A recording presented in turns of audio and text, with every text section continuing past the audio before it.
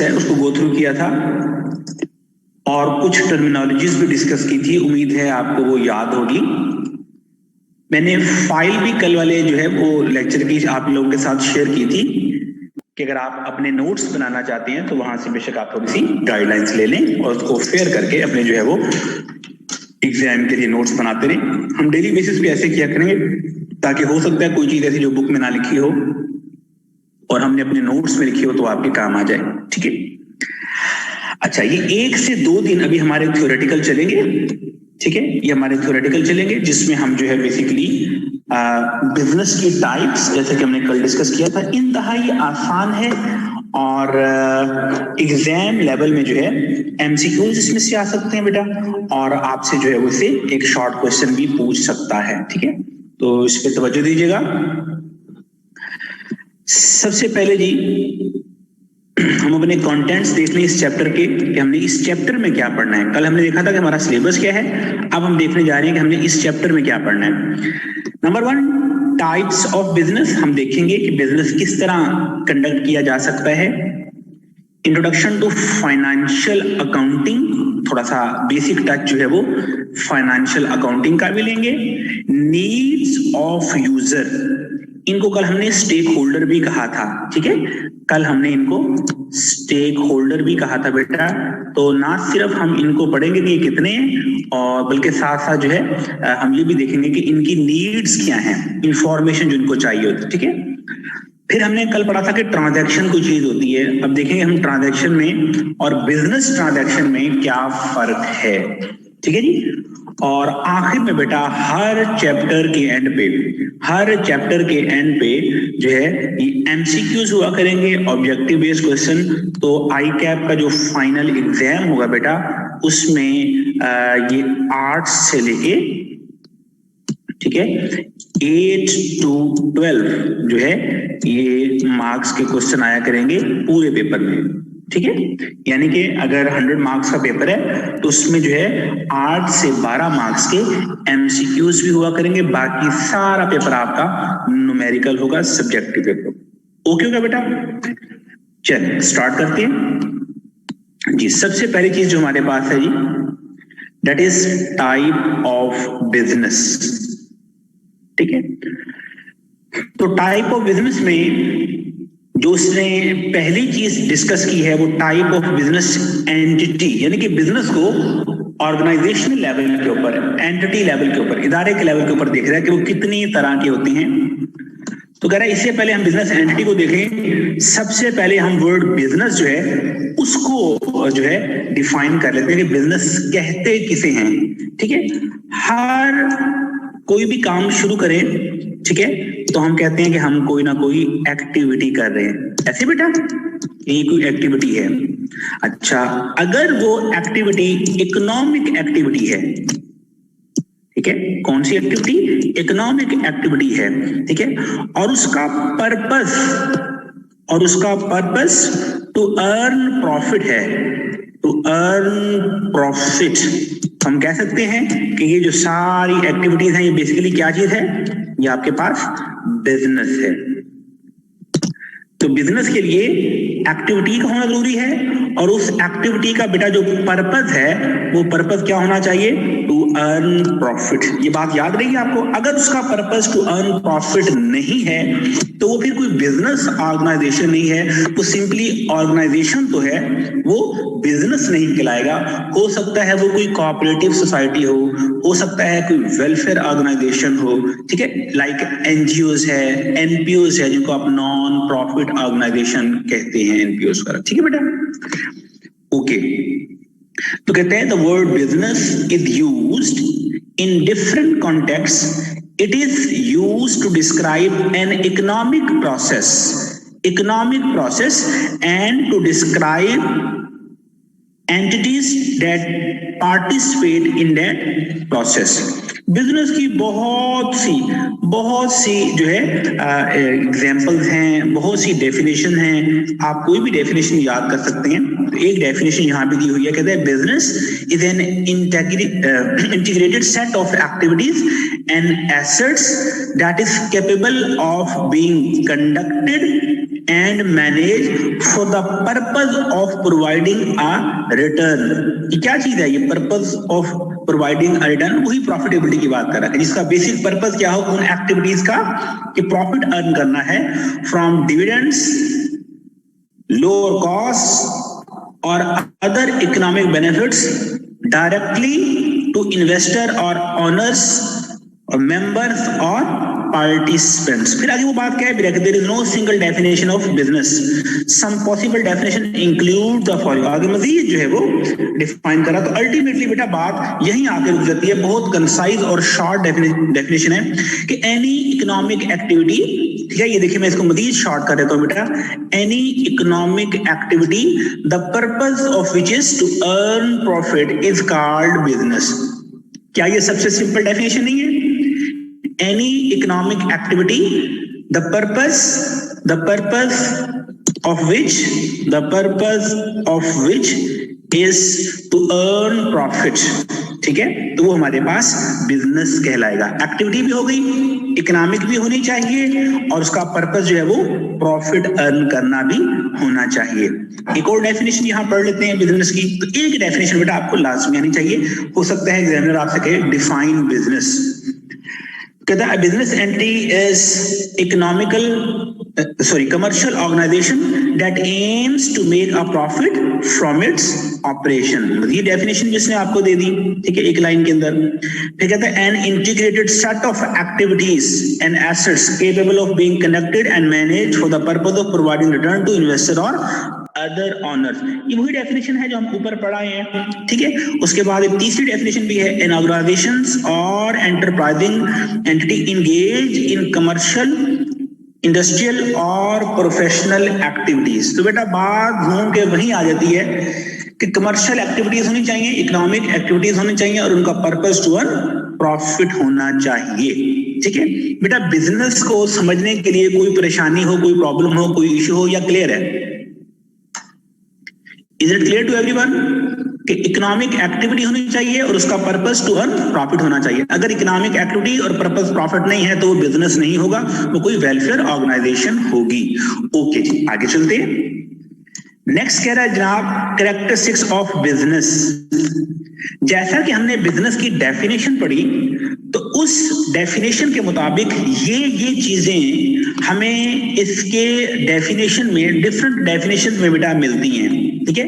All business share certain characteristics. तो आपको बेटा क्वेश्चन आ सकता है define business and it's characteristics. तो मैं साथ साथ आपको सवाल भी बताता जाऊंगा कि वो किस नेचर के आएंगे। तो अब हम पहला सवाल हम तैयार क्या करने हैं? पहला सवाल बेटा हमारा आ सकता है define business and it's characteristics. Okay हो गया जी। तो बिजनेस को हमने डिफाइन कर लिया, अब उसके कैरेक्टरिस्टिक्स देखते हैं जो कि इसकी डेफिनेशन में ही एग्जिस्ट करते थे। Business exist to make profit. Okay, business make profit by supplying goods और सर्विसेज टू अदर, ठीक है। तो बिजनेस दो तरीके से बेटा होता है, या तो आप गुड्स सप्लाई कर रहे हैं या फिर आप सर्विस प्रोवाइड कर रहे हैं। शॉप्स पर जाएं तो ये सारे गुड्स सप्लाई कर रहे हैं, लाइक ट्रेडर है, बेकरी है, किराना स्टोर है, ठीक है, सुपर स्टोर है, क्लॉथ शॉप है, बुक शॉप है, शोरूम्स वगैरह हैं, ये गुड्स दे रहे हैं। और दूसरा भी बेटा क्या आ सकता है? दूसरा भी ये है कि अगर आप गुड्स दें, दूसरा क्या है कि आप सर्विस प्रोवाइड करें। अगर आप एजुकेशनल इंस्टीट्यूट्स की बात कर लें, हॉस्पिटल्स की बात कर लें, क्लिनिक्स वगैरह जो हैं, लॉयर्स जो हैं, उनकी बात कर लें, तो they people are not selling goods, they are providing services. तो प्रॉफिट कैसे बनाया जाता है? प्रॉफिट जो है कैसे अर्न किया जाता है? Either through selling of goods और प्रोवाइडिंग सर्विसेज। नंबर 3 पॉइंट है बेटा, business that supply goods might make those goods और buy them from other parties.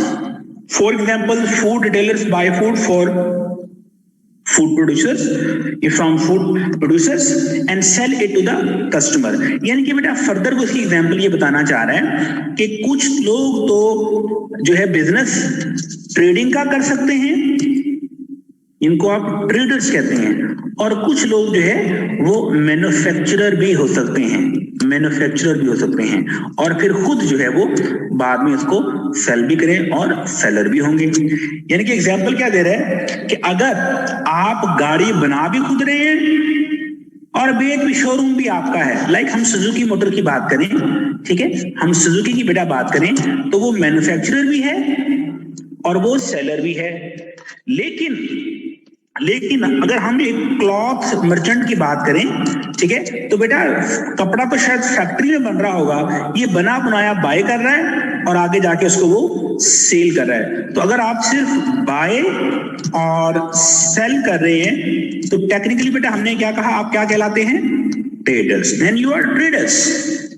And if you are manufacturing and then selling, ठीक है, तो फिर बेटा जैसे जिसकी हमने एग्जाम्पल ली है सुजुकी मोटर्स की, और बहुत सी एग्जाम्पल हैं, तो आप मैन्युफैक्चरर सेलर कहलाते हैं, ठीक है। बनी बनाई चीजें लेके बेचना ट्रेडर, ट्रेड करना, और बना के और फिर चीजें बेचना मैन्युफैक्चरर सेलर कहलाते हैं, ठीक है। तो दोनों मोड से आप चीजें बना सकते हैं, बेच सकते हैं, खुद बना के या फिर बनी बनाई लेके, ठीक है। बनी बनाई चीजों को कहते हैं फिनिश गुड्स। लाइक आप चाहते हैं कि आप कोई शू का आउटलेट बनाना चाहते हैं और आपने सर्विस वालों से, बाटा वालों से, हर्ष पपीज वालों से कांटेक्ट किया और कहा कि आप अपने शूज, अपने प्रोडक्ट्स हमारी शॉप पर रखिए, हम उन्हें सेल करेंगे, हमें कमीशन मिल जाएगा। तो बेटा हम इस एग्जाम्पल में, जो मैंने एग्जाम्पल अभी लास्ट में ली है कि आप बने बनाए शूज ले रहे हैं, आप मैन्युफैक्चरर सेलर कहलाएंगे या ट्रेडर्स? आप मैन्युफैक्चरर सेलर कहलाएंगे या ट्रेडर्स? बिल्कुल ठीक है, शाबाश, ट्रेडर्स कहलाएंगे। अच्छा, स्कैन्स की एग्जांपल दें बेटा, स्कैन्स की एग्जांपल दें। स्कैन जो है ये ट्रेडर है, मैन्युफैक्चरर है या सर्विस प्रोवाइडर है? ठीक है, आप शॉर्ट जो है ट्रेडर के लिए टी लिख सकते हैं, मैन्युफैक्चरर के लिए एम लिख सकते हैं और सर्विस प्रोवाइडर के लिए एसपी लिख सकते हैं, ठीक है ना। बिल्कुल ठीक हो गया, बिल्कुल ठीक हो गया, शाबाश। इट मीन्स आपको प्रॉफिट अर्न करने के डिफरेंट मोड्स पता लग गए कि आप सर्विस प्रोवाइड कर सकते हैं, आप ट्रेडिंग कर सकते हैं और आप मैन्युफैक्चरिंग सेलिंग कर सकते हैं। ऐसे हो गया बेटा, क्लियर? चलिए आगे चलते हैं। देन कहते हैं कि profit is the reward of accepting risk. यानी कि बिजनेस की डेफिनेशन में, बिजनेस के कैरेक्टरिस्टिक्स में बेटा एक एलिमेंट रिस्क का भी होता है, रिस्क फैक्टर भी होता है। आपको बताएगा यहाँ रिस्क क्या है? रिस्क क्या है कि अगर आप प्रॉफिट अर्न कर सकते हैं तो हो सकता है आपको प्रॉफिट की बजाय लॉस भी हो जाए, ठीक है। तो जिस एक्टिविटी के अंदर रिस्क नहीं है वो भी बिजनेस नहीं कहलाएगा, ठीक है। तो रिस्क ऑफ फेसिंग या suffering a loss, profit earn कर सकते हैं और साथ लॉस भी जो है वो आप सफर कर सकते हैं। तो कितने कैरेक्टरिस्टिक्स हो गए बेटा? एक तो प्रॉफिट, दूसरा सप्लाइंग ऑफ गुड्स, तीसरे में हमने बात की कि आप जो है वो चीजें ट्रेड भी कर सकते हैं, मैन्युफैक्चर भी कर सकते हैं, ठीक है। और फिर हमने बात की बेटा कि वो रिस्क फैक्टर भी है। और आखिर में कहता है the profit of a business belongs to its owner, a share of profits might be paid to the owners periodically, ठीक है। और दूसरा ये है बेटा कि जो भी प्रॉफिट और लॉस होता है वो ऑनर का होता है, ठीक है। हम पैसा किसी और के लिए कम नहीं कमा रहे, जो इन्वेस्टर होगा वही जो है वो रिवार्ड रिसीव करेगा। अगर प्रॉफिट इसका होगा तो बेटा फिर लॉस भी उसी का होगा। बेटा ये कुछ 5 कैरेक्टरिस्टिक्स से क्या ये आप लोगों को समझ आ गई कि बिजनेस की डेफिनेशन में क्या क्या बातें शामिल हैं? कि हर बिजनेस टू अर्न प्रॉफिट होता है, सप्लाई या प्रोडक्शन ऑफ गुड्स के थ्रू होता है, फिर जो है उसमें रिस्क फैक्टर है, और साथ जो भी इसकी रिवार्ड होगा, जो भी इसका रिटर्न होगा, जो भी इसका प्रॉफिट होगा, हमजा और बिलाल बेटा वो शाबाश वो जो है ऑनर से बिलोंग करेगा। ओके बेटा, अब हमारा बेटा सेकंड क्वेश्चन आ गया, और सेकंड क्वेश्चन ये है कि टाइप्स ऑफ बिजनेस एंटिटी, ठीक है, types of business entity.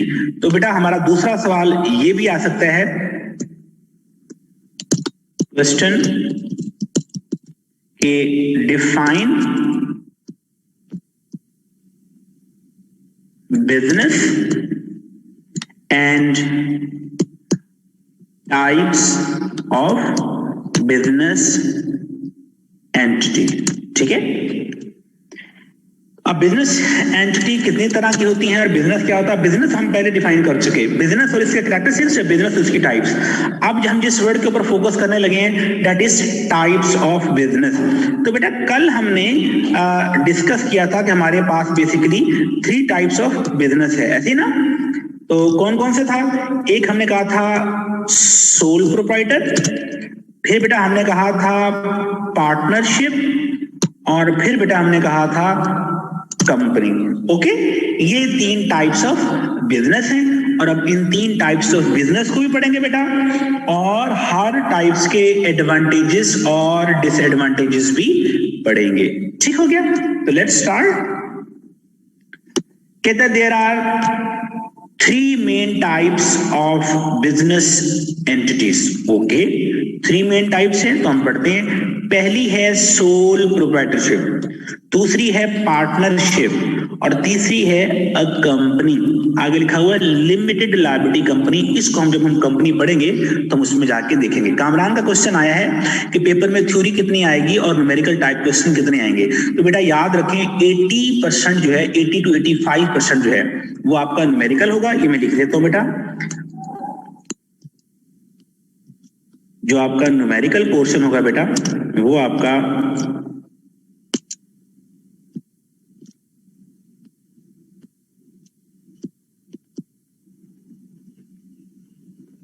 Almost 80 to 85%, और बेटा जो आपका थ्योरेटिकल एरिया होगा वो आप कह सकते हैं कि 10 to 15%। ओके हो गया जी? ये मैं पेपर पैटर्न की बात कर रहा हूं। 100 मार्क्स का आपका टोटल पेपर होगा, 100 मार्क्स का पेपर होगा और 3 आवर्स का पेपर होगा। ठीक है बेटा, और आपके पास इसके अलावा एडिशनल रीडिंग टाइम भी होगा, एडिशनल रीडिंग टाइम भी होगा। रीडिंग टाइम कितना होगा आपका? 15 मिनट्स। ठीक है, यानी कि पेपर देके आपको आंसर शीट्स नहीं देंगे, आंसर शीट्स आपको नहीं देंगे, और 15 मिनट आपको जो है वो दे देंगे कि आप पेपर प्लान कर लें। तो अब्दुल सलाम इंशाल्लाह आपको ये भी बताएगा कि ये पहले 15 मिनट में हमने कैसे कौन सी चीज पहले खत्म कर लेनी है। तो आपके पास 3 आवर्स होंगे और 85 मिनट्स इंशाल्लाह 85 मार्क्स जो है वो 3 आवर्स में हम कर लेंगे। हम इस 15 मिनट्स को भी इंशाल्लाह इफेक्टिवली यूटिलाइज करेंगे। तो ये भी आपको मैं साथ साथ बताऊंगा। बेफिक्र हो जाए, प्रेजेंटेशन के लिहाज से और पैटर्न के लिहाज से बेफिक्र हो जाए। ठीक है, बस आपको मैं जिस तरह डेली बेस पे समझाई जाऊं आपने वो काम करते रहना, स्किप नहीं करना। ठीक है, कोई प्रॉब्लम हो फौरन आपने मेरे साथ डिस्कस करनी है, व्हाट्सएप कर देना है। ठीक है, लेक्चर के दौरान बताना बेटा, आज का काम हमने कल पेंडिंग नहीं करना। ठीक है, आगे चलते हैं जनाब। लेकिन पहली जो हमारी एक्टिविटी है, पहली जो हमारी टाइप ऑफ बिजनेस एंटिटी है सोल प्रोप्राइटर और सोल ट्रेडर।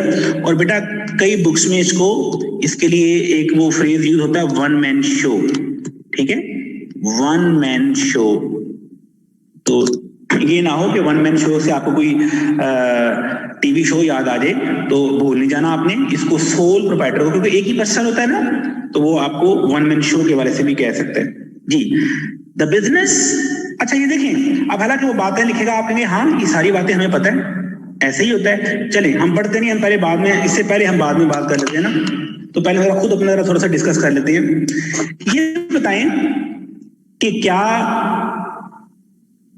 पार्टनरशिप का बिजनेस मुश्किल है कंपनी का या सोल ट्रेडर्स का? यूं बता दें सबसे आसान कौन सा है, सबसे आसान बिजनेस कौन सा है स्टार्ट करना? सोल ट्रेडर वाला। ठीक है, इसमें जितनी भी फाइनेंसिंग करेगा कौन करेगा? सोल ट्रेडर करेगा। इसमें रिस्पॉन्सिबिलिटीज लायबिलिटीज किसकी होंगी? सोल ट्रेडर्स की होंगी। ठीक है, इसमें रिस्क एंड रिवार्ड किसका होगा? सोल ट्रेडर का होगा। इसमें मैनेजमेंट कौन कर रहा होगा? सोल ट्रेडर कर रहा होगा। ऐसे ही बेटा। इसका मतलब ये हुआ कि ये जो हम पॉइंट्स अभी डिस्कस कर रहे थे, इन पॉइंट्स की बेसिस पे हम तीनों टाइप्स ऑफ बिजनेस को डिस्टिंग्विश भी कर सकते हैं ना।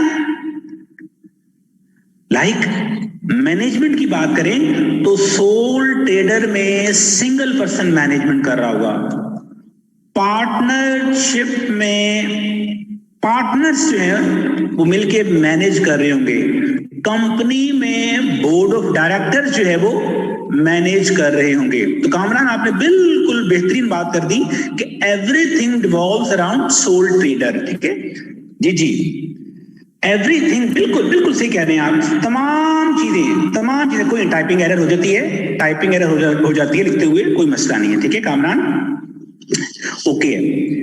लेकिन अब यहां हम पढ़ते हैं, कहता है the business of a soul trader is owned and manage by one person. बिल्कुल ठीक है, हम अभी ये बात कर चुके हैं।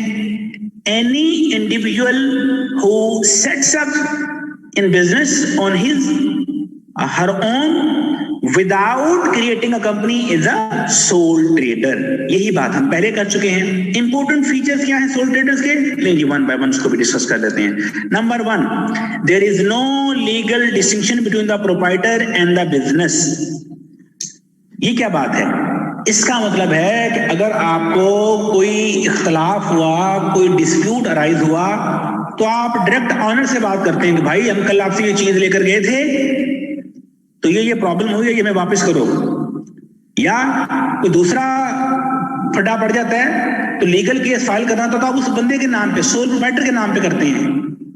लेकिन जब कंपनी की बात होती है बेटा, तो याद रखें, जब कंपनी की बात होती है, लाइक आप किसी बैंक में गए हैं, सपोज हम कोई नाम ले लेते हैं, यूपीएल का नाम लेते हैं, ठीक है ना। एक XYZ बैंक था, चले XYZ बैंक था, आपने वहां पे कोई ट्रांजैक्शन किया, आपका डिस्प्यूट राइज हो गया, तो आप कैशियर के खिलाफ मुकदमा दर्ज कराएंगे, मैनेजर के खिलाफ करेंगे, या उस बैंक के खिलाफ सू करेंगे, या उस बैंक के खिलाफ सू करेंगे? यस, ऑब्वियसली बैंक के खिलाफ, बिल्कुल ठीक है। तो इसका मतलब कंपनी में ऑनर्स अलहदा हो जाते हैं और बिजनेस जो है एंटिटी वो अलहदा हो जाती है, वो सेपरेट लीगल एंटिटी है। But when we talk about sole proprietorship, तो याद रखिएगा इसमें जो भी लेना देना है वो उस पार्टनर की बजाय वो जो बंदा है, वो ऑनर है, ठीक है, जो वन मैन शो है, सब कुछ उसी के नाम पे होगा, उसी से लेन देन होगा, उसी से डिस्प्यूट सेटल होगा, उसी के नाम पे केस फाइल होगा। But in case of company, जो ऑनर होते हैं उन पे कोई केस नहीं होगा, कंपनी पे होगा। ये बात याद रखिए बेटा, ये डिफरेंस समझ आएगा कि सोल प्रोप्राइटर में एंटिटी और ऑनर आर सेम थिंग, इसमें कोई डिस्टिंक्शन नहीं है। Okay, the owner of the business is personally liable for any unpaid debts and other obligation of the business. ठीक है, तो इसमें जो सोल ट्रेडर होगा, इसमें जो लायबिलिटी है, जी कामरान आप कह रहे हैं करप्शन करने का केस तो ऑनर पे ही होगा। अगर सोल ट्रेडर की बात करें जो हम पढ़ रहे हैं तो वो ऐसे ही है, लेकिन अगर हम कंपनी की बात करें, पहले केस कंपनी पे होगा, फिर कंपनी के बिहाफ पर जो उसके शेयर होल्डर्स हैं उनकी जितनी जितनी लायबिलिटी है वो सेटल करेंगे। अभी हम जाके कंपनी का स्ट्रक्चर पढ़ते हैं ना, तो यहाँ ये बात क्लियर हो जाएगी। लेकिन मैं जो प्राइमरली आपको जो चीज कम्युनिकेट करना चाह रहा हूँ वो ये है कि सोल ट्रेडर में आप सब कम्युनिकेशन उस मालिक से कर रहे होंगे जो सिंगल मैन है। कंपनी में बहुत से ऑनर होते हैं, तो वहां जो मेन चीज आपके फ्रंट एंड पे आती है जिससे आप कम्युनिकेट करेंगे वो कंपनी होगी। ठीक है ना। फिर कंपनी इनको कहती है, वो अपनी मैनेजमेंट और फिर उसके बिहाफ के ऊपर उसके ऑनर्स बैक एंड पे होते हैं। ऑनर्स थोड़ा सा दूर जाके बैठे होते हैं, वो डायरेक्टली बिजनेस मैनेज नहीं कर रहे होते। हो सकता है ऑनर के बिहाफ पर कोई बोर्ड हो जिसे आप बोर्ड ऑफ डायरेक्टर्स कहते हैं, जो कंपनी मैनेज कर रहा होता है। लेकिन पार्टनरशिप में बात करें तो ये लेवल नैरो हो जाता है, और सोल ट्रेडर्स की बात करें तो बिल्कुल एक ही बंदा सब कुछ, मैनेजर भी वही है, ट्रेडर भी वही है, ऑनर भी वही है, सू भी उसके खिलाफ हो रहा है, लायबिलिटी भी वही पे कर रहा है, रिसीव भी वही कर रहा है। he is likely doing a one man show। चलिए जी आगे। Then बेटा कहते हैं the profit of a sole proprietor business are treated as income of the owner for the purpose of calculating the amount tax payable on income। ठीक है, तो कहते हैं कि जब बिजनेस चलाता है वो सोल ट्रेडर, तो सारा साल कुछ इनकम होगी, कुछ एक्सपेंस होंगे, उनको नेट करेंगे तो प्रॉफिट या लॉस आएगा। तो अब वो जो प्रॉफिट आएगा वो उस ऑनर का प्रॉफिट होगा और उसके ऊपर क्या लगेगा, टैक्स लगेगा। सिंपल सी बात हो गई ना कि बिजनेस जो है उसका ऑनर जो भी अर्न करेगा प्रॉफिट उसी का होगा और वो अपने प्रॉफिट पे गवर्नमेंट को क्या पे करेगा, टैक्स पे करेगा। फिर कहते हैं the proprietor is Holi liable for the debts of business boring money in his और हर नेम।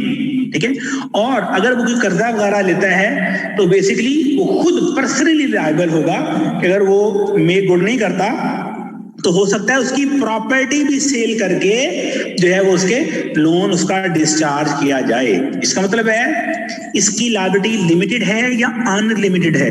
लिमिटेड लायबिलिटी का मतलब ये है जितनी इन्वेस्टमेंट किया बस उतना ही खर्चा पूरा हो सकता है। अनलिमिटेड लायबिलिटी का मतलब ये है कि अगर लॉस ज्यादा हो गया तो इसकी पर्सनल इन्वेस्टमेंट प्रॉपर्टी भी बेच के जो है वो लॉस पूरा किया जा सकता है। तो शाबाश, सब बताएं अगर ये सिनेरियो हो, अगर ये सिनेरियो हो कि सोल ट्रेडर का जो पर्सनल एसेट्स हैं वो भी बेच के लॉस पूरा किया जा सकता है, तो फिर सोल ट्रेडर्स की लायबिलिटी बेटा लिमिटेड हुई या अनलिमिटेड हुई? अनलिमिटेड लायबिलिटी हुई, बिल्कुल ठीक है, अनलिमिटेड लायबिलिटी हुई। तो याद रखिएगा बेटा, कंपनी में आप जितनी इन्वेस्टमेंट करते हैं मैक्सिमम लॉस आपका वो होता है। ठीक है, मैक्सिमम लॉस आपका वो होता है, उससे ज्यादा आपसे लॉस रिकवर नहीं किया जा सकता। लाइक आपने किसी कंपनी के शेयर परचेज किए हैं, एक शेयर बेटा सपोज करें 100 रुपए का है, आपने 10 शेयर परचेज किए हैं, तो उस कंपनी में आपकी इन्वेस्टमेंट कितनी होगी? शाबाश, 100 का एक शेयर, 10 शेयर आपने परचेज किए हैं, उस कंपनी में आपकी कितनी इन्वेस्टमेंट होगी? 1000। Very good, 1000। ठीक है, बिल्कुल ठीक कह रहे हैं। अब अगर बेटा कंपनी को लॉस हो जाता है तो हमजा मैक्सिमम हमारा लॉस कितना होगा? 1000 का मैक्सिमम लॉस हम बेयर कर सकते हैं, हमारी इन्वेस्टमेंट डूब सकती है बस। लेकिन वो ये नहीं कि कंपनी का लॉस 1 लाख रुपया हो गया तो कहेंगे जनाब फलां शेयर होल्डर आप अपनी गाड़ी भी लेकर आ जाओ, कंपनी का लॉस पूरा कहें। हमने कहा नहीं, कंपनी में जो लॉस होता है उसकी लायबिलिटी लिमिटेड होती है अप टू इन्वेस्टमेंट। अभी हमने कंपनी पढ़ा नहीं, जब पढ़ेंगे तो यही पॉइंट दोबारा पढ़ रहे होंगे तो इजी लग रहा होगा। देन बेटा कहता है when a sole proprietor dies the business ceases to exist. ठीक है, यानी कि अगर कोई एक शख्स कारोबार चला रहा था तो खुदा न खासा बुलावा आता है, उसकी डेथ हो जाती है तो उसका बिजनेस वहीं खत्म हो जाता है। यहां पर एक टर्म यूज हुई है, मैं उसको हाईलाइट कर रहा हूं, no perpetual succession. Perpetual succession का मतलब है कंटिन्यूटी। अब बेटा ये 3 टाइप्स ऑफ बिजनेस हैं, ये आपके सामने स्क्रीन पे आपको नजर आ रहे होंगे। इन 3 टाइप्स में बेटा मुझे बताएं कौन सी ऐसी टाइप है जिसमें आपको लगता है कि परपेचुअल सक्सेशन है? परपेचुअल सक्सेशन से मुराद ये है कि कुछ लोग चले गए हैं तो बिजनेस बंद नहीं होता, वो चलते रहते हैं, लोग आते रहते हैं, जाते रहते हैं, शेयर्स परचेज करते रहते हैं, सेल करते रहते हैं, नए ऑनर्स आते रहते हैं। Very good, very good. Company बेटा, ठीक है कामरान, कंपनी में परपेचुअल सक्सेशन होती है। ठीक है, कंपनी में परपेचुअल सक्सेशन जो है वो सक्सेशन होती है। ठीक कह रहे हैं बेटा आप। तो ये आपने वर्ड याद रखना है कि परपेचुअल कंटिन्यूटी को कहते हैं बेटा। ठीक है, कंटिन्यूटी को कहते हैं। परपेचुअल सक्सेशन का मतलब क्या है? Continuity, never ending. ठीक है, पार्टनरशिप कामरान इसलिए कि पार्टनरशिप्स की आगे टाइप्स हैं कि partnership for specific purpose, partnership at will, ठीक है, और लिमिटेड पार्टनरशिप। ये तीनों एक पर्टिकुलर टाइम पीरियड के लिए होती हैं। ठीक है, जैसे ही वो विल हो जाए, पूरी हो जाए, वो पर्पस पूरा हो जाए, ठीक है, या वो टाइम पूरा हो जाए तो ये पार्टनरशिप डिसॉल्व हो जाती है नॉर्मली। ठीक है, अदरवाइज आप कंटिन्यूटी करना चाहें तो पार्टनर चेंज करके इसमें भी परपेचुअल सक्सेशन रहेगी कामरान। ठीक है, लेकिन जो बिल्कुल स्ट्रेट फॉरवर्ड बात करें तो कंपनी में बिल्कुल परपेचुअल सक्सेशन है, पार्टनरशिप में भी हो सकती है, लेकिन सोल ट्रेडर में इसका लेवल बहुत ही ना होने के बराबर है। ठीक है, चलिए आगे चलते हैं जी। The profits of the business belong to sole proprietor. Okay, में बेसिक फर्क क्या है? शाबाश, प्रॉफिट और लॉस का। ठीक है, चलें बेटा एक एमसीक्यू छोटा सा बनाता हूं और आपने मुझे बताना है कि इक्विटी कितने की है। ठीक है, पहला एमसीक्यू आपका, और देखते हैं कौन आंसर देता है। मुझे पता है कि ऐसे बब्बर शेर भी होते हैं कि अभी मैं क्वेश्चन लिख रहा हूँ उनका आंसर पहले आ जाएगा। ले जी, क्वेश्चन ये है कि mister A invested rupees 80,000 in the business. ठीक है, during the year he suffered loss of rupees 5,300. ठीक है जी, calculate his equity balance at year end. जी बेटा, आंसर वो था 80,000 और हमारे पास ड्यूरिंग द ईयर लॉस हुआ, और लॉस हुआ 5,300 का, वो हमने माइनस किया, तो हमारे पास जो इक्विटी आ गई बेटा वो 74,700।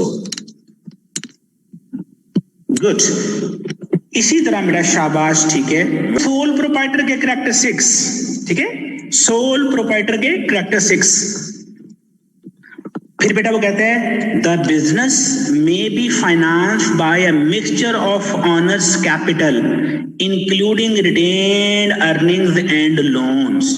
ठीक है बेटा, ये रिटेन अर्निंग्स क्या है? रिटेन अर्निंग्स क्या है कि अगर आपका प्रॉफिट हुआ और आपने विड्रॉ नहीं किया, बिजनेस में ही रखा रहने दिया, तो टेक्निकली कहते हैं रिटेन्ड अर्निंग्स। ये बात समझ आ गई बेटा? ये मैं अंडरलाइन किया स्क्रीन के ऊपर। रिटेन अर्निंग्स क्या होती हैं? अगर आपका प्रॉफिट हुआ और आपने विड्रॉ नहीं किया बल्कि बिजनेस में रिटेन रखा कि इन्वेस्ट कर दे, इस प्रॉफिट भी बिजनेस में पड़ा रहने दें ताकि मजीद बिजनेस फैले, तो उसको कहते हैं रिटेन्ड अर्निंग। अगर प्रॉफिट हुआ और आपने फौरन विड्रॉ कर लिया कैश से, तो उसे कहते हैं ड्रॉइंग। ठीक है जी। तो कहते हैं सोल ट्रेडर में क्योंकि लोग जो है ज्यादा नहीं होते, सिंगल पर्सन होता है, तो कहते हैं ये कारोबार फाइनेंस अपने इन्वेस्टमेंट यानी कैपिटल से कर सकता है, और अगर इसको थोड़े बहुत पैसे चाहिए तो फिर ये लोगों से या किसी छोटे मोटे इदारे से, दोस्तों से लोन भी ले सकता है।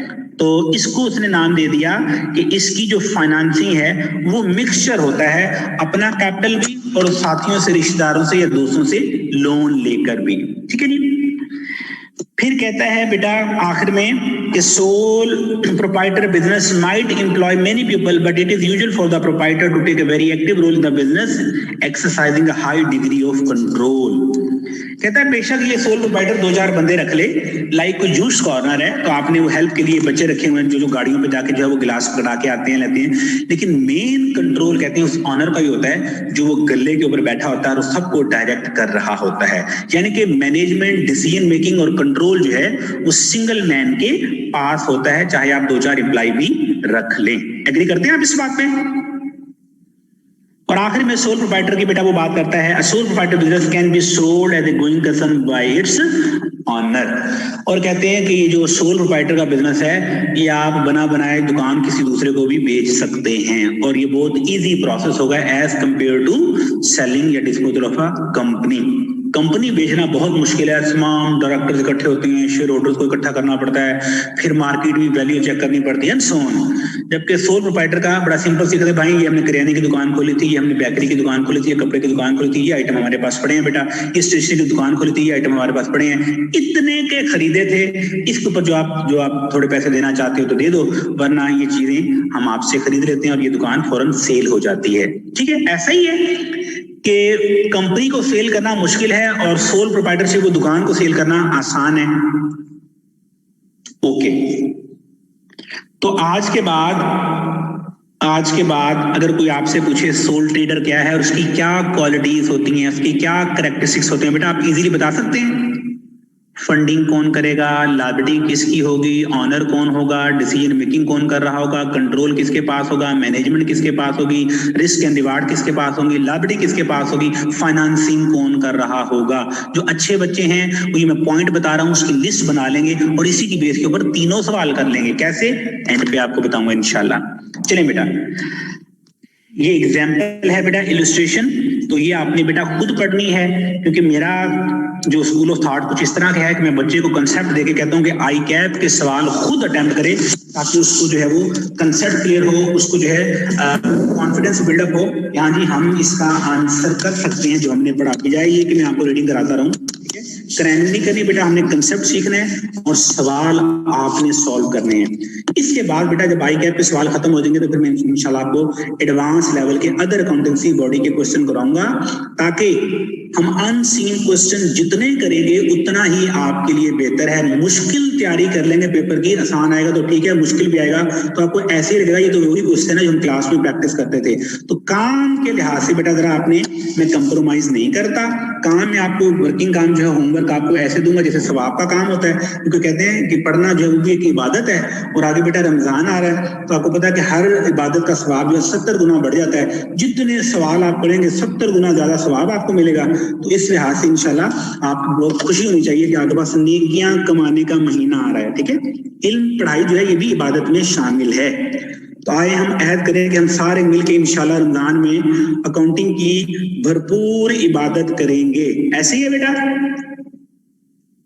और फिर इबादत के बाद अल्लाह पाक जो है, इबादत के बाद अल्लाह पाक उसका फल देते हैं ना, और उसका फल बेटा कैसे देंगे अल्लाह पाक, वो देंगे इम्तिहान में कामयाबी से। और मैं अपने बच्चों को कहता होता हूं कि आपने जो रिजल्ट है, रिजल्ट वो मोबाइल पे नहीं देखना बेटा, रिजल्ट जो है वो माँ बाप के चेहरों पे देखना होता है। ठीक है, रिजल्ट मोबाइल पे मैसेज पे नजर नहीं आता, रिजल्ट माँ बाप के चेहरों पे नजर आता है। जिस तरह वो हमारे लिए कोशिश कर रहे हैं उनसे बढ़ के हम उनको इंशाल्लाह रिस्पॉन्ड करेंगे। अल्लाह पाक की जात भी खुश होगी और उनके चेहरे पे जो मुस्कुराहट आएगी बेटा उसकी कोई कीमत नहीं है। आगे पढ़ते हैं टाइप ऑफ बिजनेस, और सेकंड टाइप जो बिजनेस है बेटा वो है पार्टनरशिप। ठीक है जी। अब फौरन मैंने सोल ट्रेडर पे टाइम थोड़ा सा ज्यादा इसलिए लगाया ताकि हमें आगे आसानी हो जाए, और आप समझ भी चुके होंगे आगे आसानी कैसे होगी।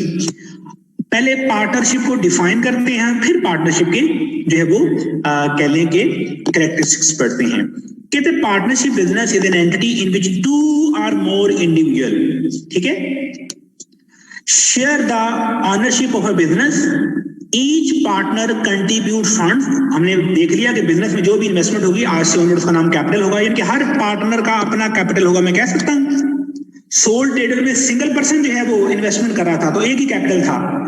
यहाँ जितने पार्टनर्स होंगे उतने कैपिटल अकाउंट होंगे, ऐसे ना हर किसी की इन्वेस्टमेंट अलग अलग पड़ी होगी, पता लगेगा कि हाँ जी इसके अकाउंट में कितने पैसे हैं, इसने कितनी इन्वेस्टमेंट की हुई है। तो बेटा इसका कैपिटल की अमाउंट जो है, इसकी फाइनेंसिंग जो है as compare to sole provider कम होगी या ज्यादा होगी। पार्टनरशिप का कैपिटल का जो हुजम है, ठीक है, ये सोल ट्रेडर से कम होगा ज्यादा, शाबाश ज्यादा। और इनके पास बेटा फंड रेजिंग के चांसेस सोल ट्रेडर की निस्बत कम है या ज्यादा है।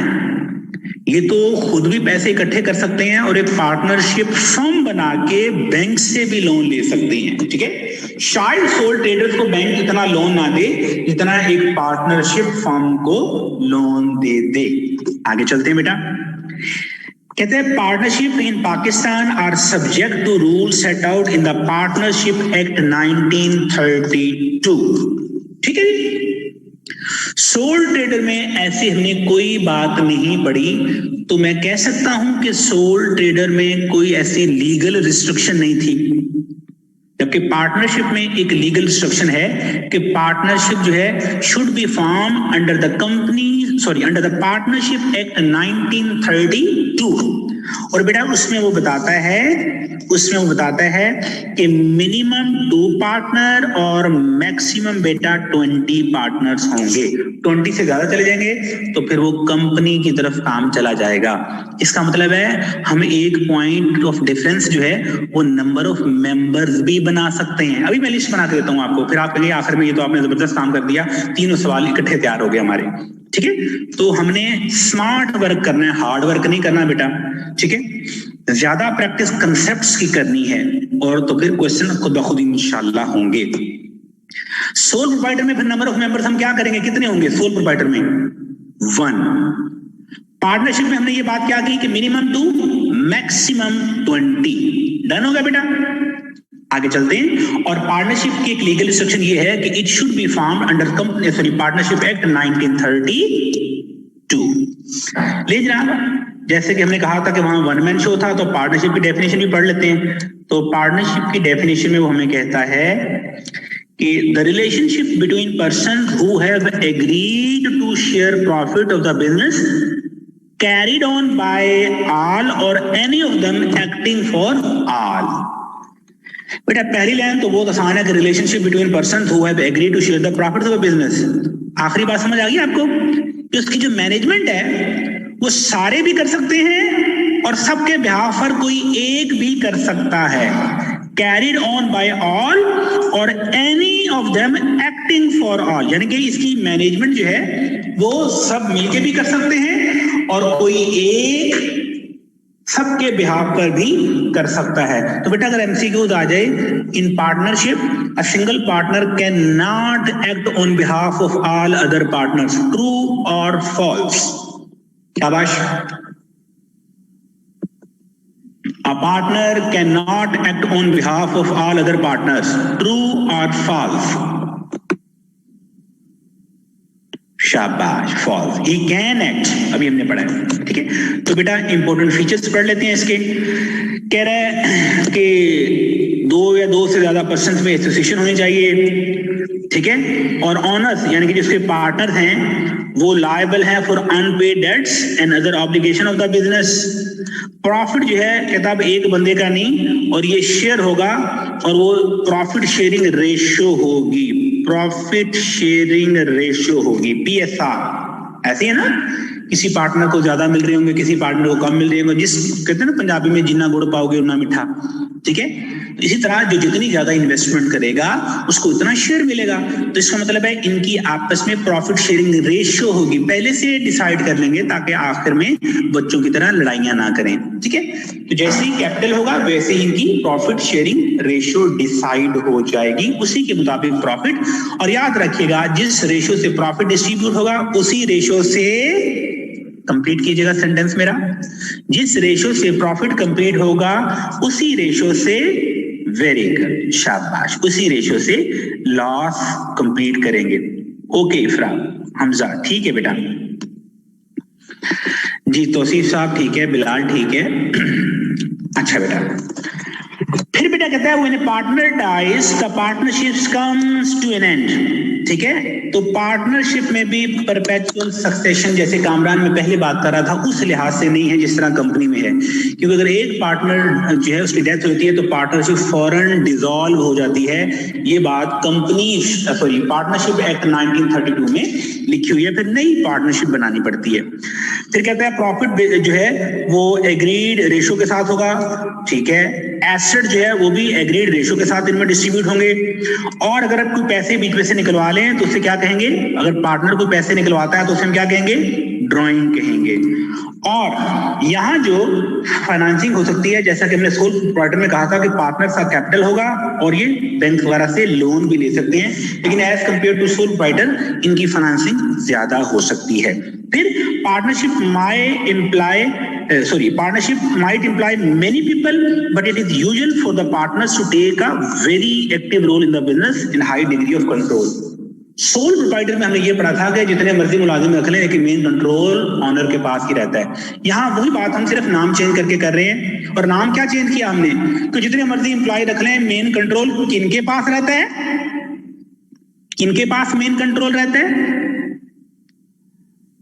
Yes, very good. पार्टनर्स के पास कंट्रोल रहता है। बिल्कुल ठीक है, ठीक है। तो रटे नहीं लगाने, क्रैमिंग नहीं करनी, एक को अच्छी तरह याद कर लें, बाकी में तो कंपैरिजन है। फिर कहता है partnership can be sold as a going concern by its owner, और पार्टनरशिप जो है बनी बनाई आप किसी दूसरे को भी सेल कर सकते हैं। बेटा पार्टनरशिप में कोई पॉइंट जो समझ ना आया हो कि क्लियर है, अगर क्लियर है तो बेटे ओके टाइप कर दें ताकि हम आगे चलें। तीसरा भी हम पढ़ के खत्म करें, आज हम ये तीनों टाइप्स को खत्म कर लें। ओके हो गया, शाबाश, वेरी गुड। लेकिन आप तीसरा है बेटा कंपनी, ठीक है जी। तीसरा पॉइंट है हमारा कंपनी, और कंपनी के आगे ब्रैकेट में लिखा हुआ है लिमिटेड लायबिलिटी कंपनी। बेटा कंपनी दो तरह की है, एक लिमिटेड और एक अनलिमिटेड। अनलिमिटेड कंपनी ये है कि आपके पर्सनल एसेट भी जो है वो यूज हो सकते हैं लॉस पूरा करने के लिए। पाकिस्तान में ऐसा नहीं होता, पाकिस्तान में जो कंपनीज रजिस्टर्ड होती हैं वो सिर्फ लिमिटेड लायबिलिटी वाली है, इसलिए उसके आगे ब्रैकेट में लिखा हुआ है लिमिटेड लायबिलिटी। यानी कि जितना आपने शेयर परचेज किया, जितने आपने इन्वेस्टमेंट किया, मैक्सिमम लॉस आपको उतना हो सकता है, आपके पर्सनल एसेट वहां पर मजीद जो है वो कॉल नहीं किए जा सकते। तो लिमिटेड लायबिलिटी की बात समझ आ गई आपको कि your loss can maximum be up to the investment in the company, not more than that. Okay ji. तो कहता है a company is special from its business entity, ठीक है।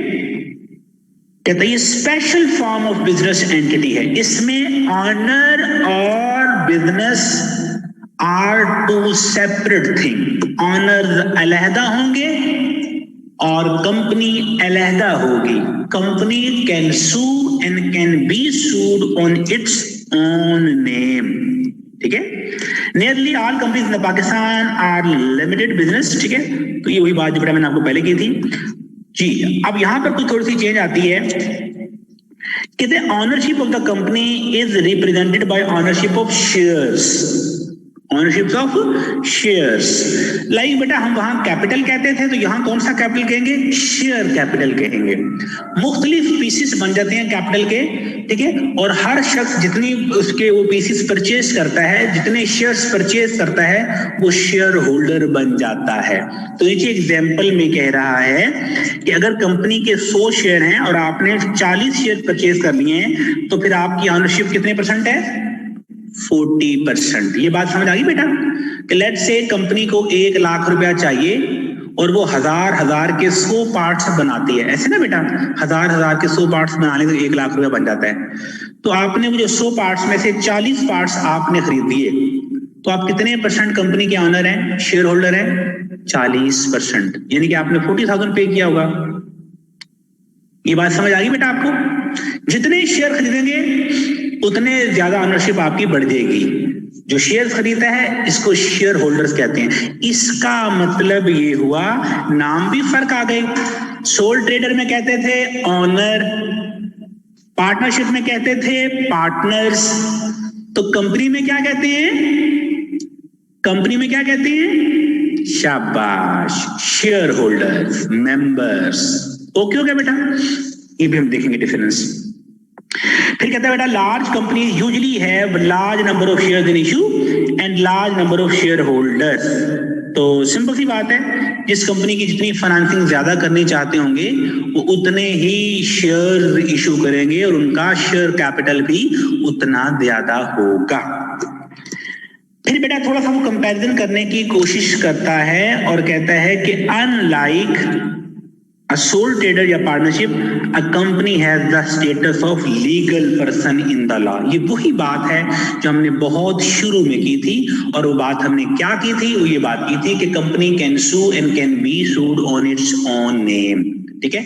अगर कोई लड़ाई होगी तो मालिकों के नाम पे नहीं, डायरेक्टर्स के नाम पे नहीं, मेंबर्स के नाम पे नहीं, बल्कि कंपनी के नेम पे सू फाइल होगा, ठीक है बेटा। ये बात याद रहेगी आपको कि ये सेपरेट लीगल पर्सन डिक्लेयर होती है। कंपनी जो है ये एक सेपरेट लीगल पर्सन जो है वो सेपरेट लीगल एंटिटी कह लें आप, डिक्लेयर होती है।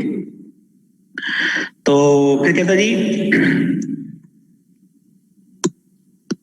और company is liable for its own debts. ये वही बात है बेटा, company is liable for its own debt का मतलब ये है कि शेयर होल्डर से तो जितने पैसे थे वो कैपिटल उतने, उससे ज्यादा अगर कोई लाभती होगी तो फिर कंपनी के एसेट सेल करके, कंपनी की जायदाद, कंपनी की बिल्डिंग, कंपनी के एसेट सेल करके खर्चे पूरे किए जाएंगे। ऑनर्स की कैपिटल वगैरह जो है उसकी जरूरत नहीं पड़ेगी। ठीक है बेटा, नीचे वाली बेटा कुछ बातें हैं वो आप पढ़ लीजिएगा। ये 2 पैराग्राफ आपके काम के हैं। ठीक है, ये 2 पैराग्राफ आपने सेल्फ स्टडी करनी है। जैसे जैसे मैं लिख रहा हूं तो आपको याद रहना चाहिए। ये इसमें रेपिटेशन है उन्हीं बातों की। तो बेटा अब मैं आपको बता रहा हूं जो मैंने कहा था कि एक पेज आपने आज घर बैठ के बना लेना है और उस पेज पे बेटा आपने ये प्रैक्टिस करनी है। What is that? Let's start. यहां पर बेटा आपने लिखना है सोल ट्रेडर्स। यहां पर बेटा आपने लिखना है पार्टनरशिप, और यहां पर बेटा आपने क्या लिखना है? कंपनी। ठीक है, ओके। तो इसका मतलब ये हुआ, सबसे पहले हम इन तीनों की क्या बनाएंगे? डेफिनेशन। इसकी इसकी इसकी याद है ना, डेफिनेशन शुरू में पढ़ी है। ओके, फिर बेटा हम कहेंगे लीगल रिस्ट्रिक्शंस। लीगल रिस्ट्रिक्शंस, यहां पर बेटा कोई लीगल रिस्ट्रिक्शन नहीं है। यहां पर हम बात करें, मैं समरी बना रहा हूं, आपको तो पता है ना कि वो पार्टनरशिप एक्ट 1932, और यहां पर बेटा कंपनीज एक्ट 2017 के मुताबिक कंपनी रजिस्टर्ड होती है। कंपनी की रजिस्ट्रेशन लाजमी है, उसके बगैर कंपनी कारोबार नहीं कर सकती। उसके बाद बेटा नंबर ऑफ मेंबर्स। ठीक है, यहां बेटा हमने क्या कहा था? 1, यहां हमने कहा था 2 से 20, और ये बेटा 2 से 50 तक हो तो हम कहते हैं वो प्राइवेट कंपनी। ठीक है, और 2 से अगर नो लिमिट हो तो वो बेटा पब्लिक कंपनी। ये बात याद रहेगी बेटा, 2 से 50 तो प्राइवेट कंपनी, और 2 से नो लिमिट, मैक्सिमम जितने मर्जी हो तो उस कंपनी का नाम क्या होगा? Public company. ठीक है, तो इसको मैं हाईलाइट कर देता हूं, याद रखना आपने। प्राइवेट कंपनी के लिए मेंबर्स कम से कम 2 और मैक्सिमम 20 होंगे, और पब्लिक कंपनी के लिए बेटा कोई ऐसी रिस्ट्रिक्शन नहीं है। बेटा आपको मेरी आवाज आ रही है? ये समझ आ रहा है जो मैं लिख रहा हूं? क्लियर है ये कंसेप्ट? आगे चलते हैं। ठीक है जी, थैंक यू। देन बेटा अगला पॉइंट, अगर हम अब बात करें मैनेजमेंट की, मैनेजमेंट एंड कंट्रोल। यहां बेटा ऑनर के पास होता है, यहां पार्टनर्स के पास होता है, और यहां पर बोर्ड ऑफ डायरेक्टर्स। ठीक है बेटा। देन बेटा फाइनेंसिंग,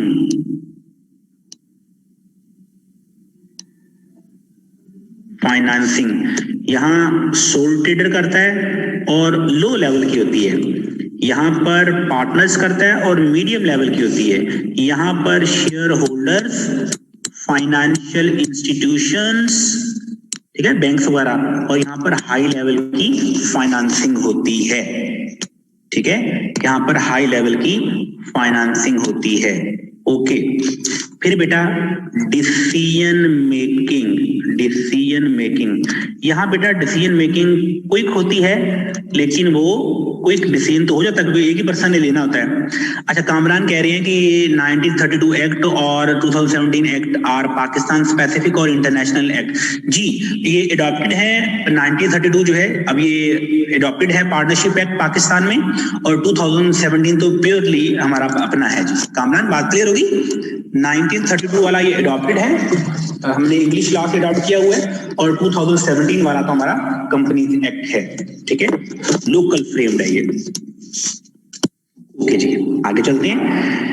डिसीजन मेकिंग बेटा क्विक होती है लेकिन ये उस लेवल की नहीं होती, कहते हैं ना 1 1 2 11, ठीक है। और यहाँ पर थोड़ा सा टाइम लगता है क्योंकि पार्टनर्स जब तक इकट्ठे नहीं होते तो ये टाइम टेकिंग प्रोसेस होता है, उस वक्त तक कोई डिसीजन नहीं हो सकता। और यहाँ बेटा थोड़ा डिले होता है लेकिन effective communication, effective decision making होती है। क्यों? जब सब सर जोड़ के बैठते हैं तो कोई अच्छा रिजल्ट निकलता है। और ये जो क्या नाम है सोल ट्रेडर की डिसीजन मेकिंग है बेटा, ये एक शख्स है जल्दबाजी में गलत फैसला भी कर सकता है। आपको मेरी बात समझ आ गई होगी कि अगर इसकी एडवांटेज ये है कि क्विक करता है तो फिर जल्दबाजी में नुकसान भी हो सकता है। कंपनी के ऑन द अदर हैंड सबसे देर में होती है लेकिन कोई अच्छा यूनानिमस डिसीजन होगा। ओके बेटा, अगला पॉइंट है बेटा बुक कीपिंग। बुक कीपिंग जो है, ठीक है, इसको बेटा कोई इतनी ज्यादा जरूरत नहीं है सोल ट्रेडर को। इसको पता फ्रॉड करना हो तो खुद ही कर रहा होगा अपने आप से फ्रॉड, ठीक है। सब कुछ इसका है तो वो कहता जो कुछ मेरे पास पड़ा है वो मेरा ही है। लेकिन जो पार्टनरशिप एक्ट है ये मे प्रिपेयर फॉर टैक्स पर्पस, ठीक है, टैक्स पर्पस के लिए ये बनाए। लेकिन जब हम बात करते हैं कंपनी की तो बेटा वहां पर कोई ऑप्शन अवेलेबल नहीं है, मस्ट प्रिपेयर, ठीक है, must prepare books of accounts. Okay हो गया बेटा। अब अगला पॉइंट है बेटा ऑडिट का कि ऑडिट करवाना अपनी किताबों का कि नहीं, जिसने बनाया ही नहीं है उसे कराने की क्या जरूरत है। और फिर वही बात में for the purpose of tax. और यहाँ बेटा सर्टन कंपनीज हैं जो रिक्वायर्ड हैं कि उन्होंने अपनी बुक्स भी लाजमी बनानी है और ऑडिट भी मस्ट करवाना है। ठीक हो गया बेटा। तो ये देखिए 1 2 3 4 5 6 7, ठीक है, ये हमने पॉइंट्स इसके पढ़े। तो इसकी बेस के ऊपर बेटा हम इन तीनों को जो है वो क्लासिफाई कर सकते हैं, डिस्टिंग्विश कर सकते हैं, कंपैरिजन भी कर सकते हैं। ऐसा ही है। तो क्या ये इससे आपके तीनों सवाल बेटा तैयार हो जाएंगे? डेफिनेशन भी आपको आ जाएगी, ठीक है, डेफिनेशन भी बेटा इनकी आ जाएगी। और इन तीनों की डेफिनेशन के साथ साथ हम इन तीनों को अगर पॉइंट्स ये वाले याद रखें, ठीक है, लाइक जो साइड पे मैंने पॉइंट लिखे हुए हैं तो इसकी बेस पे बेटा पॉइंट नंबर 1, पॉइंट 2, पॉइंट 3, 4, 5, 6, 7 आप मजीद भी इसमें ऐड कर सकते हैं और आप ये तीनों क्वेश्चन तैयार हो जाएंगे। बुक में भी इसने बना के दिया हुआ है, ठीक है। लाइक मैं आपको इसमें 2-3 पॉइंट्स और ऐड कर देता हूं। हमने एक और भी चीज डिस्कस की थी जो बेसिक चीजें हैं, ठीक है, वो मैं आपके साथ यहाँ डिस्कस कर लेता हूं जी। वो बेसिक चीजें हैं जनाब, प्रॉफिटेबिलिटी, ठीक है, प्रॉफिट शेयरिंग, इसमें नो शेयर, इसमें पार्टनर्स के दरमियान होता है, ठीक है। और इसमें जो प्रॉफिट मिलता है उसको डिविडेंड कहते हैं। क्या कहते हैं? डिविडेंड, ठीक है। और अगर मैं बेटा लायबिलिटी की बात करूं तो बेटा इसमें लायबिलिटी अनलिमिटेड होती है और यहाँ पर लायबिलिटी लिमिटेड भी हो सकती है और यहाँ पर तो होती ही लिमिटेड लायबिलिटी है। यहाँ अनलिमिटेड भी हो सकती है लेकिन यहाँ बिल्कुल अनलिमिटेड, यहाँ बिल्कुल लिमिटेड और यहाँ पर मिक्सचर, ठीक है। तो 2 पॉइंट हमारे और हो गए कि प्रॉफिट शेयरिंग और ये लायबिलिटी के पॉइंट ऑफ व्यू से, ठीक है। तो बेटा ये आपके बुक में भी नीचे इन्होंने जैसे ही तीनों खत्म होती हैं तो लायबिलिटी, ओन, मैनेजमेंट और raising capital, financing and audit, तो ये 4-5 पॉइंट दिए हुए हैं, ठीक है। ये 5 पॉइंट दिए हुए स्क्रीन पे आपको नजर आ रहे होंगे। ये बेटा मैंने आपको ये 9 पॉइंट्स बना के दे दिए और उम्मीद है कि आप इस चीज का फायदा उठाएंगे, इसको आज ही जाके फिर नोट करेंगे, ठीक है। और इनकी डिस्टिंक्शन जो है वो अपनी वर्डिंग में आप उसे डिस्क्राइब कर सकते हैं। बेटा तीनों टाइप्स ऑफ बिजनेस में बेटा कोई इशू हो, कोई बात समझनी हो या कोई पॉइंट समझ ना आया हो, इनमें से जो मैंने 9 पॉइंट लिखे हैं तो आप मेरे साथ शेयर कर सकते हैं, अदरवाइज फिर आगे चलते हैं। Anything you want to ask?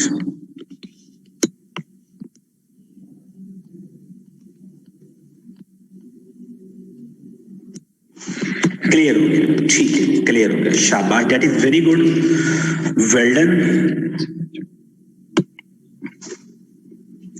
तो अगर आप मेरे साथ प्रॉमिस करें, अगर आप मेरे साथ प्रॉमिस करें कि जो आज को मैंने आपको काम दिया आप इसे अच्छी तरह तैयार करेंगे, तो फिर मैं अगला पॉइंट कल शुरू करूंगा, आज नहीं करता, क्योंकि वो टोटली डिफरेंट है, वो अकाउंटिंग की तरफ चलेगी। आज हमने बिजनेस वाला पढ़ा, क्या आज वाला काफी है आपके लिए बेटा? इतना काफी है जितना हमने आज में पढ़ा है? ठीक है। अच्छा, क्यूरी है जी के हसीब की कि पार्टनरशिप में लायबिलिटीज, ये पार्टनरशिप में देखे ना, लायबिलिटीज डिस्चार्ज करनी है पार्टनर्स ने, तो हो सकता है कोई पार्टनर्स वो किसी दूसरे के बिहाफ पर भी लायबिलिटी डिस्चार्ज कर दे और फिर बाद में उन पार्टनर से शेयर्स रिसीव कर ले, लेकिन सोल ट्रेडर में हर जो है वो एक ही बंदे ने पूरे बिजनेस की लायबिलिटी खुद ही मीट करनी होती है, ठीक है। और कंपनी में बात करें तो शेयर होल्डर ने अपनी लायबिलिटी करनी है, किसी दूसरे की नहीं, लेकिन पार्टनरशिप में हमने कह दिया कि एक पार्टनर अपनी लायबिलिटी भी डिस्चार्ज कर सकता है और बाकी पार्टनर्स की भी डिस्चार्ज कर सकता है और फिर उनसे पैसे रिसीव भी कर सकता है। हसीब, ये बात क्लियर होगी आपको? और दूसरा बेटा, अपने जो फ्रेंड्स हैं जिन्होंने एडमिशन लिया हुआ है उनसे पूछ लीजिएगा भाई कि क्लासेस स्टार्ट हो चुकी हैं, अभी भी इनरोलमेंट जो है बेटा बहुत कम है क्लास में बच्चों की, यानी कि बच्चे कम अटेंड कर रहे हैं, इन्होंने इनरोलमेंट करवाई हुई है, इनरोलमेंट करवाई हुई है, क्लासेस कम अटेंड कर रहे हैं बेटा, अभी स्ट्रेंथ पूरी नहीं हुई, अभी भी कुछ 10-15 बच्चे जो है ना वो एब्सेंट हैं, अंदाजा करें कि 15-20 बच्चे भी नहीं आ रहे, तो उनसे कहें कि भाई अपना टाइम वेस्ट ना करें, हम इंपॉर्टेंट चीजें पढ़ रहे हैं और वो सर साथ साथ जो है वो 60 टर्मिनोलॉजीज भी सिखाते हैं, तो आप वेट ना करें और रिकॉर्डेड लेक्चर ना देखा करें, लाइव पर आए, इसका फायदा होता है, आपकी जो है एक रूटीन बनती है एग्जाम की। चले बेटा, यूं करते हैं, कुछ थोड़ी सी फिर जो है ना हमारे पास टाइम है 5 मिनट का, तो इसमें हम कुछ और चीजें डिस्कस कर लेते हैं, जैसे मैं आपको रूटीन की चीजें सिखाता होता हूं, ठीक है। चलिए, ओके जी, इक्विटी का वर्ड आज हमने सीखा था, है ना, इक्विटी का वर्ड सीखा था। यस, उनको हमने कहना है कि मुंशी ना बने, चार्टर्ड अकाउंटेंट बने। कामरान साहब, बिल्कुल आपने मेरे दिल की बात की है, क्योंकि अगर वो सिर्फ रिकॉर्डेड लेक्चर दे के आंसर करेंगे तो बस फिर वो, एनीवेज आगे चलते हैं।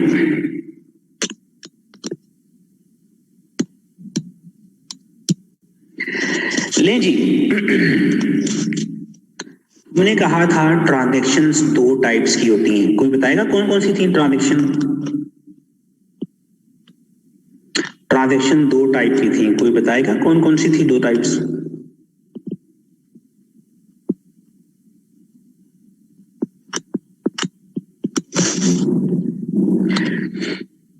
कैश या क्रेडिट, बिल्कुल ठीक है, कैश या क्रेडिट। आज बेटा हम इन 2 चीजों में डिफरेंस पढ़ेंगे। कौन सी 2 चीजें हैं?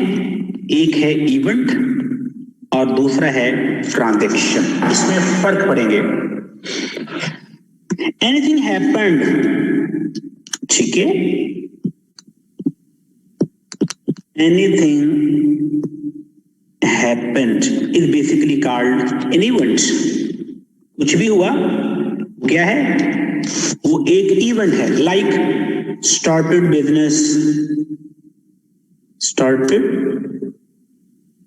business, number 2 purchased building, ये इवेंट है, ठीक है, कुछ भी होना एक इवेंट है। अगर इस इवेंट में मॉनेटरी वैल्यू भी आ जाए, ठीक है, इस इवेंट में मॉनेटरी वैल्यू भी आ जाए, लेकिन अगर वर्ड लाइक ये ऐसे लिखा होता कि स्टार्टेड बिजनेस विद ₹500,000, तो बेटा इन दोनों में क्या फर्क है? फर्स्ट वाले में और सेकंड वाले में क्या फर्क है? मॉनेटरी वैल्यू का। तो event plus monetary value becomes transaction. आगे बात समझ बेटा, event plus monetary value becomes transaction. लिखा हुआ है परचेज बिल्डिंग, अगर मैं लिख दूं purchase building for ₹3 million, purchase building वो एक इवेंट है, परचेज बिल्डिंग फॉर ₹3 million वो एक ट्रांजैक्शन है, क्योंकि उसमें अमाउंट भी आ गई। अगर इवेंट के साथ अमाउंट भी आ जाए तो वो क्या बनता है? ट्रांजैक्शन। क्यों कहा मैंने ट्रांजैक्शन? क्योंकि अकाउंटिंग में हम इवेंट रिकॉर्ड करते हैं या ट्रांजैक्शन? अकाउंटिंग में हम इवेंट रिकॉर्ड करेंगे या ट्रांजैक्शन? शाबाश, ट्रांजैक्शन। और ट्रांजैक्शन के लिए अमाउंट का होना जरूरी है, ठीक है? ट्रांजैक्शन के लिए अमाउंट का होना जरूरी है। अब आपको बात समझ आ गई? इसका मतलब है ट्रांजैक्शन में दोनों चीजें होती हैं, इवेंट भी होता है, अमाउंट भी होती है। लेकिन इवेंट में सिर्फ एक वाकया है, कुछ हुआ, उसमें अमाउंट नहीं है। क्योंकि अमाउंट नहीं है तो हम उसको रिकॉर्ड नहीं करते। तो फिर मैं आपसे दो बातें पूछता हूं तो इससे मुझे आइडिया हो जाएगा किसको ये कंसेप्ट समझ आ गया। अगर मैं कहूं you took admission in scans paying 58,000, ठीक है? You took admission in scans paying ₹58,000, ये बेटा इवेंट है या ट्रांजैक्शन है? वेरी गुड, ठीक है। यू स्टार्टेड सीए, ये जो स्टार्टेड सीए है ये इवेंट है, ट्रांजैक्शन है? वेरी गुड, ये इवेंट है, ठीक है, बिल्कुल ठीक है। You started CA and took admission eight scans bye paying 58,000। Exactly, ठीक है, बिल्कुल ठीक है। अच्छा, बस ठीक है, समझ आ गई। बबर शेर है मेरे, इनके ऊपर मजीद टाइम जो है वो इनको जो है रेस्ट देना चाहिए। अब लीजिए, कामरान की क्यूरी आ गई कि sir if we say we took admission by paying a lot of money, will it be called a transaction? We use a lot of money term instead of 58,000. जब तक वो lot of money determine नहीं होगी है तो ये transaction, जब तक वो lot of money determine नहीं होगी उसकी बुक्स में रिकॉर्डिंग नहीं होगी। Kamran, is it clear now? Book में रिकॉर्डिंग के लिए उसके कैश की अमाउंट का डिटरमिन होना जरूरी है, ठीक है? अमाउंट का डिटरमिन होना जरूरी है। मिसाल के तौर के ऊपर आपने कहा कि आपने किसी से एसी परचेज की है, जाके आप एसी ले भी आए और घर में आके इंस्टॉल भी कर दिया, लेकिन वो किसी दोस्त की शॉप थी, प्राइस की बात हुई तो उसने कहा लड़के ने कि बॉस बाहर गए हुए हैं, जैसे ही आएंगे तो फिर आपको डिस्काउंट का पता लग जाएगा। उन्होंने कहा ठीक है, फिर से बता देना कि मैं एसी ले गया हूँ, तो जो डिस्काउंट होगी मुझे बता देना, मैं आपको कैश ट्रांसफर कर दूंगा। अब ये क्या इवेंट है? ये ट्रांजैक्शन हो चुकी है, अभी प्राइस डिटरमिन नहीं हुए। क्या ये इवेंट है या ट्रांजैक्शन हो चुकी है और प्राइस डिटरमिन नहीं हुए? ओके बेटा। और अगर बेटा मैं उसको 1 लाख रुपया भी साथ दे आया हूं और एसी भी ले आया हूं तो अब क्या होगा? यस, अमाउंट इन्वॉल्व होगी ट्रांजैक्शन और उसको रिकॉर्ड करेंगे। तो फिर आज आप सब लोगों ने ये डिसाइड कर लिया, ये समझ लिया कि अकाउंटिंग में ट्रांजैक्शंस रिकॉर्ड होती हैं, इवेंट नहीं, क्योंकि रिकॉर्डिंग के लिए हमें अमाउंट चाहिए और इवेंट में अमाउंट नहीं होती। अगर किसी इवेंट में अमाउंट है तो वो ट्रांजैक्शन बन जाती है। दैट्स इट, ठीक है बेटा। तो हर लेक्चर में हम इंशाल्लाह इस तरह की 2-3 चीजें जो है वो डिस्कस करेंगे, ताकि with the passage of time ये हमारा जो कंसेप्चुअल है चीजें ये भी साथ साथ स्ट्रॉन्ग रहे। आज के लिए बेटा इतना काफी, इंशाल्लाह मिलेंगे कल shop at the same time, और उस वक्त बेटा आपका जो है हम स्टार्ट करेंगे इंट्रोडक्शन टू फाइनेंशियल अकाउंटिंग। अपना बहुत सा ख्याल रखिएगा, अल्लाह पाक आपके वालिदैन का साया आपके सर पे कायम रखे और आपको अपनी हिफ्ज़-ओ-मान में रखे। फी अमानिल्लाह।